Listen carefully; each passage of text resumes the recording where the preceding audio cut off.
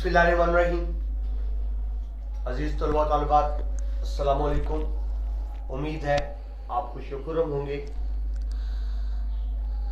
मैं अकेला ही चला था जानिबे मंजिल बगर, लोग साथ आते गए और कारवां बनता गया। आज हमारे साथ उर्दू के लेक्चर्स में मौजूद हैं मोहतरम प्रोफेसर जनाब डॉक्टर मोइनुद्दीन आज़ाद साहब। आप गज़ल की तशरीह उनसे सुनेंगे और ये देखेंगे कि इल्मियत, काबिलियत और उस्ताद क्या होता है। मैं ज़हमत दूंगा जनाब प्रोफेसर मोइनुद्दीन आज़ाद साहब को कि वो तशरीफ़ लाएं और सेकेंड ईयर साल दोम की मीर दर्द की गज़ल के हवाले से आपसे मुखातिब हो। जनाब प्रोफेसर साहब। ठीक है। अज़ीज़ तलबा, अस्सलामु अलैकुम। बहुत शुक्रिया, आपने दावत दी और इल्म का सिलसिला है, आगे बढ़ना चाहिए, किसी भी तरह से हो, किसी भी ज़रिए से हो। तो आज हम बात करेंगे ख्वाजा मीर दर्द के मुतालिक। ख्वाजा मीर दर्द एक सूफ़ी शायर, एक ऐसे शायर जिनकी शायरी में सूफियाना रंग गालिब है। वो इल्मी सतह पर भी और अमली सतह पर भी एक मुकम्मल सूफ़ी शायर हैं। अगर हम उनकी शायरी में देखें तो तसव्वुफ़ का रंग गालिब है। तसव्वुफ़ इस्लाहे नफ्स का एक ज़रिया, एक तरीक़ा जो हमारे सूफिया ने अपनाया, उसे तसव्वुफ़ कहते हैं। तसव्वुफ़ यानी इश्क़ हकीकी, अल्लाह ताला से जो मोहब्बत है उसका दम भरा जाए। अब जब आप अल्लाह से मोहब्बत करते हैं तो लाजमी तौर पे दुनिया भी उसमें आएगी और दुनिया की बेसबाती भी आएगी। ये दुनिया मुस्तकिल नहीं, आर्जी है, इसे हमने छोड़ के जाना है और फ़िक्र आखिरत को लेके चलना है। ख्वाजा मीर दर्द का कलाम इंतहाई मुख्तसर है, लेकिन मुख्तसर होने के बावजूद वो एक कादिरुल कलाम शायर हैं और फसीह अंदाज में वो चीज़ों को बयान करते हैं। उन्होंने मुख्तसर बहरों का इंतखाब किया है। बहुत छोटी बहर में बहुत बड़ी बात कह गए और गैर दरबारी शायर हैं। जो उस दौर में एक रवायत चल रही थी कि लोग मंसूब हो जाते थे, शायर जो है वो साथ जा मिलते थे दरबारों के। ये किसी दरबार में शामिल नहीं हुए, अपनी जागीरें थी, अपनी गद्दी थी, उसके मुताबिक ये चलते रहे। इस्ते नफ्स और खुददारी को, वज़ा को इन्होंने आखिरी दम तक कायम रखा। उनके मुख्तसर तारुफ के बाद हम शायरी की तरफ चलते हैं। उनके कलाम की तशरीह करने की हम कोशिश करेंगे इंतहाई इख्तिसार के साथ। पहला शेर अगर आप देखें, काम मर्दों के जो हैं सो वही कर जाते हैं, जान से अपनी जो कोई के गुजर जाते हैं। मकसद ज़िंदगी को ज़िंदगी से ज़्यादा अजीज़ करना ही अज़मत इंसानी है। अब यहाँ पे समझने वाली बात यह है कि जो लफ्ज़ मर्द इस्तेमाल हुआ है उससे मुराद एक मर्द नहीं है, उससे मुराद मेल नहीं है, उससे मुराद राह सलूक का एक मुसाफिर है। तसव्वुफ़ की राह पे आप चलते हैं तो राह सलूक पे वो शख्स जो मुश्किलात को बर्दाश्त करता है उसे मर्द कहा जाता है।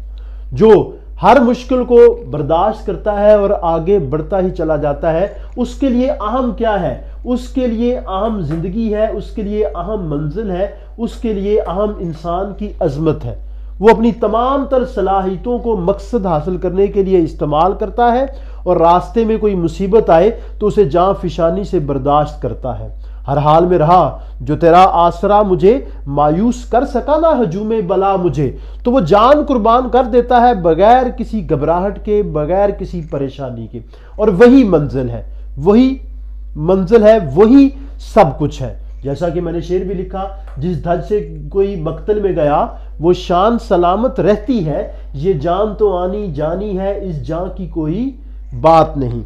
तो मकसद के लिए जीना, मकसद के लिए जान भी कुर्बान कर देना। जब आप जान कुर्बान कर देते हैं तो मकसद अहम नहीं रहता, उसके लिए जो आपने कोशिश की होती है वही अहम हो जाती है और वही कामयाबी है, वही फलाह है, वही इंसान को अजमत दिलाती है, बुलंदी دلاتی ہے۔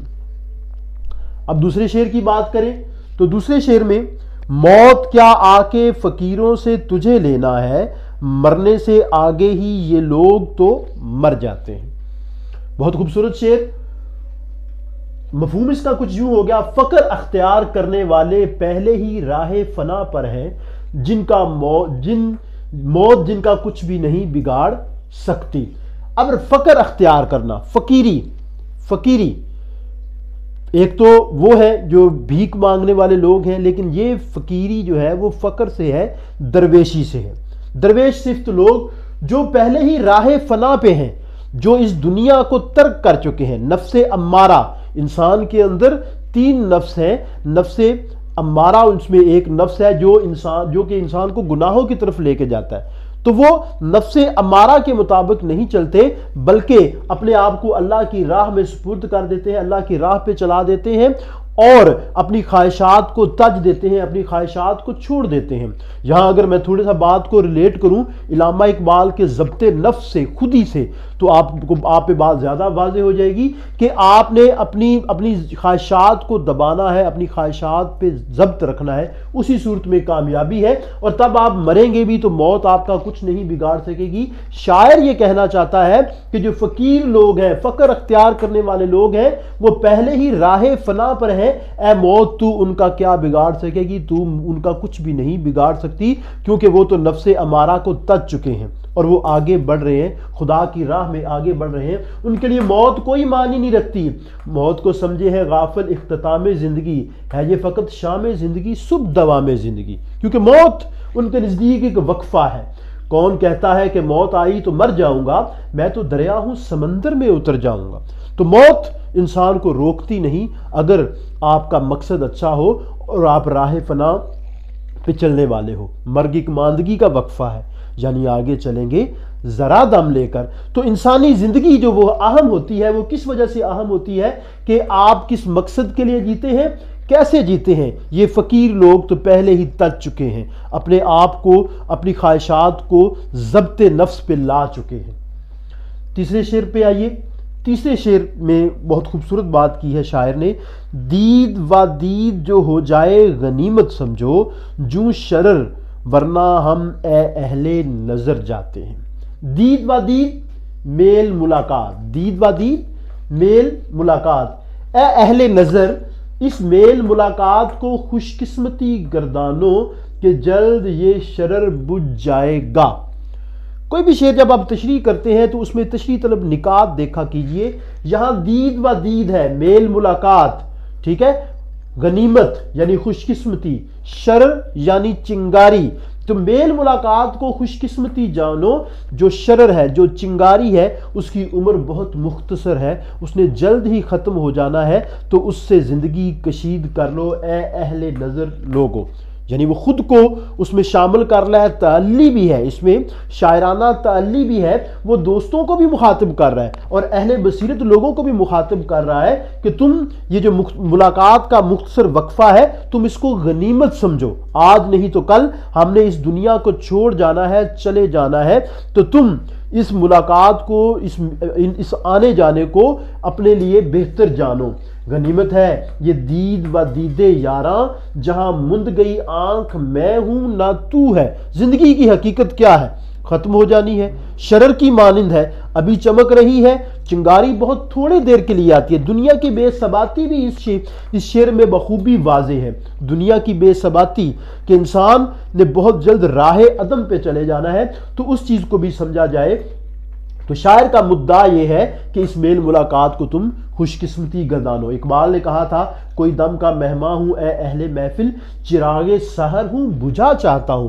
تو جو توجہ طلب چیز ہے وہ اہل نظر ہے، جو بصیرت، ظاہر ہے شاعر خود بھی بصیرت رکھتا ہے، اور جو اس کا تخاطب ہے، جس کو وہ مخاطب کر رہا ہے، وہ بھی صاحب بصیرت لوگ ہیں، وہ بھی سوجھ بوجھ رکھنے والے لوگ ہیں۔ تو شاعر کہتا ہے کہ اپنی جو زندگی ہے وہ شرر کی مانند ہے، چنگاری کی مانند ہے، اور چنگاری نے بہت جلد بجھ جانا ہے۔